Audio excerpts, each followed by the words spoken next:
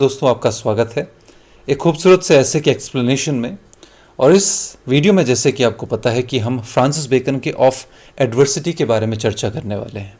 Adversity यानी कठिनाइयाँ, resistance, जो भी हमारी लाइफ में आता है। जब भी हम सुबह उठ करके कुछ काम करने जाते हैं तो रेजिस्टेंस आता है। और ये जो रेजिस्टेंस है, फिज़िक्स में भी हम पढ़ते हैं कि जब भी जिस दिशा में फोर्स जाता है तो नेचर एक रेजिस्टेंस पैदा करती है, और वो रेजिस्टेंस ना हो तो चीज़ें उलट पुलट हो जाएं। अगर जब आप चल रहे हैं और रेजिस्टेंस पैदा ना करे जो नेचर के जो फोर्सेस हैं, तो आप चलते ही रहेंगे, आपको कोई रोक नहीं पाएगा। तो वही लॉज फिलॉसफी में भी और जीवन के बहुत सारे कह सकते हैं कि सत्य में वो प्रदर्शित होता है। और एडवर्सिटी का क्या महत्व है हमारी लाइफ में, एक फिलॉसॉफिकल पॉइंट ऑफ व्यू से वो फ्रांसिस बेकन ने बताया है। और फ्रांसिस बेकन के बारे में बता दूं कि वो नॉलेज, विज्ञान का ज़रूर रखते थे और साइंटिफिक एक अप्रोच वही लेकर के आए थे। और साइंटिफिक अप्रोच से मेरा मतलब है कि ऑब्जर्वेशन, उसके बाद इन्फेरेंस निकालना, फिर उसके बाद फिर जो भी आपकी ऑब्जर्वेशन हुई है उस पर कंक्लूजन निकालना, और तब एक सत्य कहना कि मुझे ये चीज़ दिखी है। तो फ्रांसिस बेकन ने भी जो भी एसेज लिखे हैं वो सारे के सारे ऑब्जर्वेशन और उसके बाद कंक्लूजन पे बेस्ड वो अपने सत्य को बताते हैं। तो एडवर्सिटी, वो शुरुआत करते हैं एक ऐसे नाम को लेकर के जो बहुत ही फेमस है एंशिएंट रोम से, सेनेका एक ड्रामेटिस्ट रहे हैं। आपने उनके ड्रामा ज़रूर पढ़े होंगे, उनकी फ़िलॉसफी भी पढ़ी होगी। स्टोइक्स आजकल बहुत फैशन में, जो भी स्टोइक्स के बारे में पढ़ते होंगे तो कई लोगों ने उनकी फ़िलॉसफी को लेकर के किताबें लिखी हैं। जैसे रायन हॉलिडे ने एक किताब, बहुत खूबसूरत किताब लिखी है, the obstacle is the way. आप ज़रूर पढ़ें। और उस किताब और उन्हीं किताबों को पढ़ करके आपको समझ में आएगा कि जो स्टोइक्स होते हैं, जो जिनमें सेनेका का प्रमुख नाम है, वो जीवन की जितनी भी एडवर्सिटी होती हैं, रेजिस्टेंस होते हैं, उनसे इंडिफरेंट रहते हैं। इंडिफरेंट रहने का मतलब है कि उसे कोसते नहीं हैं, उसको स्वीकार करते हैं। और स्वीकार इस तरीके से करते हैं कि वो ऑब्स्टिकल को एक माइलस्टोन बना करके अपने लिए एक ताज क्रिएट करते हैं कि ये मैं अपने गोल तक पहुंच गया, अगर ये एडवर्सिटी ना होती तो। ऐसे बहुत सारे एग्जाम्पल हैं जहाँ पे लोगों के जीवन में एडवर्सिटी आई, लेकिन उन्होंने उस एडवर्सिटी को पार करके वो टॉप में पहुंच गए। तो सेनेका क्या कहते हैं? It was a high speech of Seneca that the good things which belong to prosperity are to be wished, but the good things that belong to adversity are to be admired. अब prosperity में जो चीज़ें होती हैं, जो खुशियाँ होती हैं, जो सेटिस्फैक्शन होता है, उसको तो सभी लोग चाहते हैं। लेकिन जो एडवर्सिटी में होती हैं, अब हम देखेंगे, the good things that belong to adversity are to be admired. अब एडवर्सिटीज़ में भी कुछ चीज़ें होती हैं जिससे हम चाहते तो नहीं है कि हमारे साथ हो, लेकिन उनको एडमायर करना ज़रूरी होता है। ज़रूरी क्यों होता है? Because they make us stronger. वो हमें, हमारे पैरों को मजबूत करती है। उसके बाद उन्होंने कुछ लैटिन में लिखा है जिसका मतलब होता है आगे, certainly if miracles be the command over nature they appear most in adversity. जो भी नेचर है, अब जब भी नेचर के ऊपर जब भी कोई शक्ति आती है तो मिरेकल होता है। नेचर का मतलब चीज़ें जो नेचुरली हो रही हो। आपने कई बार देखा होगा कि आप गिरते गिरते बच गए, या आपने देखा होगा कि अब लाइफ में आप चारों तरफ से मुसीबत में घिरे हुए, लेकिन तभी जब आपको लगता है कि अब कुछ नहीं होने वाला, एडवर्सिटी टॉप में है, तभी आपको कोई बचा लेता है। That's called miracle. तो वो कहते हैं कि जो ये मिरेकल होते हैं वो एडवर्सिटी में ही होंगे। जब सब कुछ अच्छा चल रहा हो तो मिरेकल का मतलब भी क्या है? तब तो सब कुछ ठीक ही चल रहा है। सो आगे बढ़ते हैं। It is yet a higher speech of his than the other, much too high for a heathen. It is true greatness to have in one the frailty of man and the security of God. अब एक और speech है Seneca की, जिसमें थोड़ा सा religious turn ले रहे हैं, जिसमें वो बात करते हैं कि जो आदमी है वो वीक है। वीक इन द सेंस कि चाहे वो कितने से कितना अमीर आदमी भी क्यों ना हो, किसी भी देश का या राजा क्यों ना हो, वो तब भी एक ह्यूमन बॉडी में कैद है। और जो हमारी ह्यूमन बॉडी है डिजीज़ के कैद में है, और सांस लेने में तो पड़ती है। अगर ऑक्सीजन का लेवल डाउन होगा या पानी 2 दिन तक ना मिले तो सबसे अमीर आदमी की हालत वही होगी जो सबसे गरीब आदमी की हालत होगी। तो ये कमज़ोरी है आदमी की जो वो जन्मजात होती है, इससे कोई बच नहीं सकता। लेकिन उसके साथ ही प्रोटेक्शन ऑफ गॉड भी है, जो गॉड की सिक्योरिटी है, जो फेथ होता है।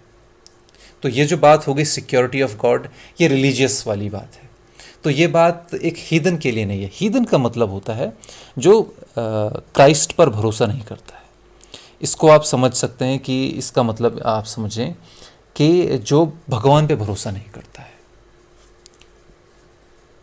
अब ये जो बात कही है, ये this would have done better in poesy where transcendences are more allowed, and the poets indeed have been busy with it, for it is in effect the thing which figured in the strange fiction of ancient poets, which seemeth not to be without mystery.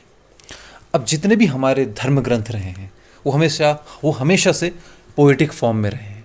वो pros में नहीं, वो poetic form में रहे हैं। क्यों? क्योंकि जब हम ऐसी चीज़ों की बात करते हैं जिसे हम ना देख सकते हैं, ना सुन सकते हैं, ना फील कर सकते हैं, तो उन चीज़ों की बात करने के लिए फिर वो एक कॉमन सी लैंग्वेज नहीं आ सकती, क्योंकि जो हमारी जो लैंग्वेज है वो उन्हीं चीज़ों को बता सकती है जिन्हें हम अपने सेंसेस से फील कर सकते हैं। लेकिन गॉड एक ऐसी चीज़ है जो हमारे सेंसेस के परे है। गॉड सेंसेस से ट्रांसेंड करता है। The word transcendence.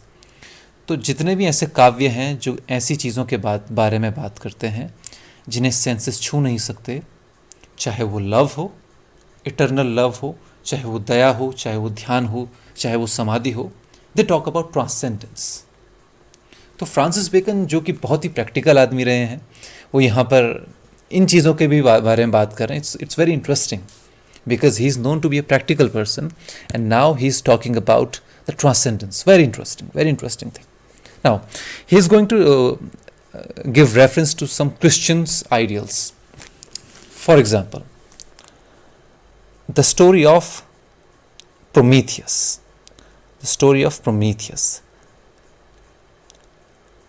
अगर हम जहाँ पे मैंने हाईलाइट किया है that to have some approach to the state of Christian, that Hercules, when he went to unbind Prometheus, by whom human nature is represented, sailed the length of the great ocean in an earthen pot or pitcher, lively describing the Christian resolution that saileth in the frail bark of the flesh through the waves of the world. Now he is using the story of Prometheus. Prometheus की story बहुत ही पुरानी story है।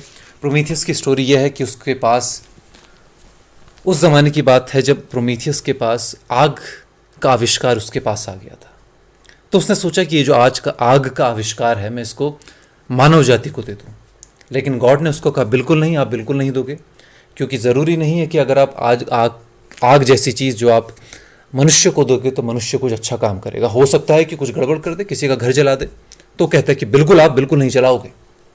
तो Prometheus कहता है नहीं, मैं दूंगा, और वो आग का जो सीक्रेट है वो दे देता है। और इसके एवज में इसके परिणाम स्वरूप प्रोमीथियस को पनिशमेंट दी जाती है। उसको एक पत्थर से समंदर के किनारे बांध दिया जाता है, और हर दिन एक बहुत बड़ा ईगल उसके लेवर का एक छोटा सा पार्ट खा करके निकल लेगा, और रात भर उसका लीवर रिकवर हो जाएगा। लेकिन अगले दिन प्रोमीथियस फिर से आएगा। प्रोमीथियस के पास वो ईगल फिर से आएगा, उसके लीवर का टुकड़ा खाता रहेगा, और ऐसा चलता रहेगा।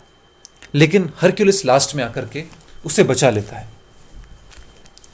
तो ये जो कहानी है इसी को वो एज ए मेटाफर यूज़ कर रहे हैं। कहते हैं कि ये जो प्रोमीथियस की स्टोरी है ये ह्यूमन नेचर को बताती है कि ह्यूमन नेचर इट्स फ्रेलिटी, कमज़ोर है, लेकिन इट हैज़ अ रेजोल्यूशन।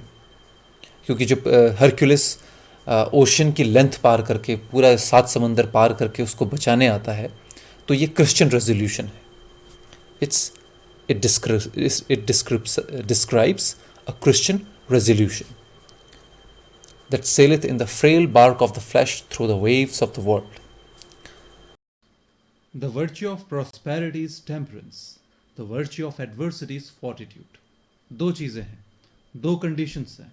एक प्रॉस्पेरिटी की होती है और एक एडवर्सिटी की होती है। दोनों विपरीत होती हैं और दोनों की वर्च्यू आती है। फ्रांसिस बेकन एक ऐसे समझदार व्यक्ति हैं जो दोनों सिचुएशन में वर्च्यू देखते हैं, और इस तरह के महान आदमी को ही हम पढ़ पा रहे हैं, ये हमारा लक है।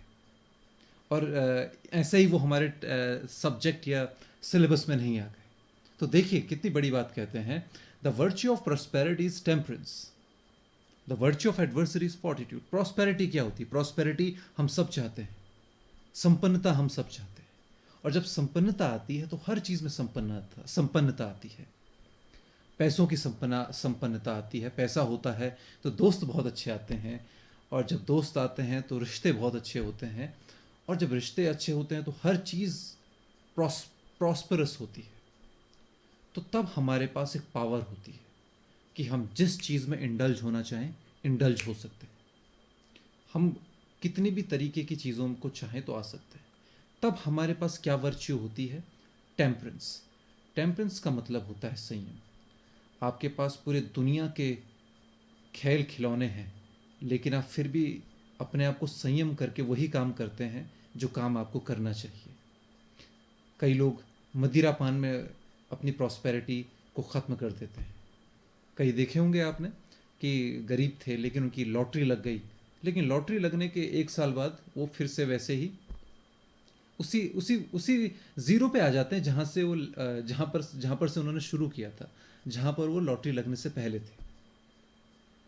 तो फ्रांसिस बेकन इसी सारी सिचुएशन को कहते हैं कि you have to have temperance, संयम, खुद पे संयम। एक तो ये वर्च्यू हो गई। दूसरी है एडवर्सिटी। जब सब कुछ हमारे हाथ में नहीं है, हमारे कंट्रोल में सिर्फ हम ही है, हमारी आत्मा है, तो हम अपने आप को कंट्रोल करते हैं एडवर्सिटी में। तो कौन सी वर्च्यू निकल के आती है? फोर्टिट्यूड की, साहस। जब सारी दुनिया आपके खिलाफ हो, जिन रास्तों पर आप चल रहे हैं वहाँ कांटे हों, जिन लोगों से आप मदद मांगते हो मदद ना दें, लेकिन सिर्फ आप खुद की मदद कर सकते हैं उस वक्त, तो क्या काम आता है? फोर्टिट्यूड, करेज, साहस। और फ्रांसिस बेकन कहते हैं ये ज़्यादा ज़रूरी है। Fortitude has a higher value than temperance. आगे बढ़ते हैं।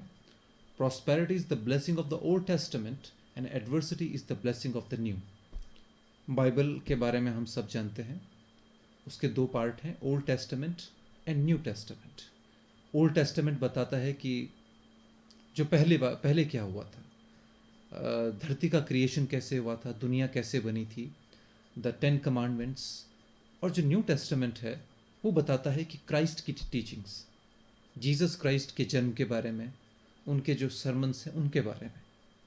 तो ओल्ड टेस्टामेंट में आप प्रॉस्पेरिटी के बारे में पढ़ेंगे और न्यू टेस्टामेंट में आप एडवर्सिटी के बारे में पढ़ेंगे। और न्यू टेस्टामेंट का वैल्यू ज़्यादा है क्योंकि वो एडवर्सिटी के बारे में बात करता है। और जो गॉड का फेवर होता है वो उन लोगों के लिए होता है जो एडवर्सिटी से उठ करके आगे आए। आप देखते होंगे कि कई सारे सेलिब्रिटीज़ होते हैं कि उनका जो बैकग्राउंड होता है, जो हो सकता है छोटे परिवार में जन्मे हो, लेकिन वो जब बड़े हुए तो बहुत ही बड़े हुए। आगे बढ़ते हैं। Yet, even in the Old Testament, if you listen to the David's harp, you shall hear as many hearse-like airs as carols, and the pencil of the Holy Ghost hath labored more in describing the affliction of Job, Job, than the felicities of Solomon. तो ये जो old testament है जहाँ prosperity की बात होती है, तो वहाँ पे किंग सोलोमन के बारे में भी चर्चा होती है, जो बहुत ही खुश राजा थे। उन्होंने सिर्फ खुशियों की बात की, उन्होंने ही always like happy going person. लेकिन तो जो जोब था उस पर तो विपत्तियाँ टूट गई। द बुक ऑफ जोब, वो पूरी किताब ही उस पर लिखी गई है कि इसके पास सब कुछ था, लेकिन इसकी परीक्षा ली गई और इसकी फैमिली चले जाती है, इसकी हेल्थ चले जाती है, इसके सारे दोस्त चले जाते हैं, लेकिन फिर भी परमात्मा को कभी भी कोई गलत शब्द नहीं कहता है। ये उस एडवर्सिटी में भी परमात्मा का कह सकते हैं कि ध्यान करता है, सब कुछ परमात्मा पे छोड़ देता है। तो फ्रांसिस बेकन इसी पॉइंट को उठा करके कहते हैं कि जो ओल्ड टेस्टामेंट है उसने सोलोमन की जगह जोब को ज़्यादा महत्व दिया है, उसके बारे में ज़्यादा कहा है। तो इसलिए adversity is has more weightage than prosperity. फिर आगे बढ़ते हैं। We see in the need prosperity is not without many fears and distaste and adversity is not without comforts and hopes. हर प्रॉस्पेरिटी में डर छिपा होता है, उसके दुर्गुण छिपे होते हैं, और हर एडवर्सिटी में कंफर्ट और नई उम्मीद छिपी होती है। चाहे कितनी भी दिक्कतें क्यों ना आ जाए, हम उम्मीद बिल्कुल नहीं छोड़ते। We see in the needleworks and embroideries, it is more pleasing to have it a lively work upon a sad and solemn ground than to have a dark and melancholy work upon a lightsome ground. Judge therefore of the pleasure of the heart by the pleasure of the eye.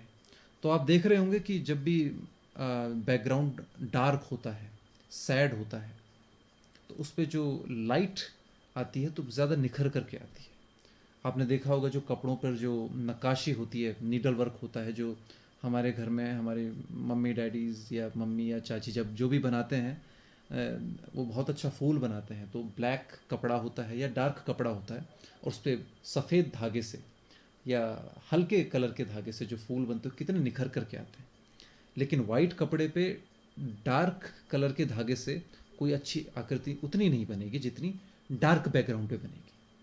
तो जैसे आप अपनी screen पे देख पा रहे हैं, जो बैकग्राउंड है वो ब्लैक है और जो शब्द हैं वो वाइट हैं।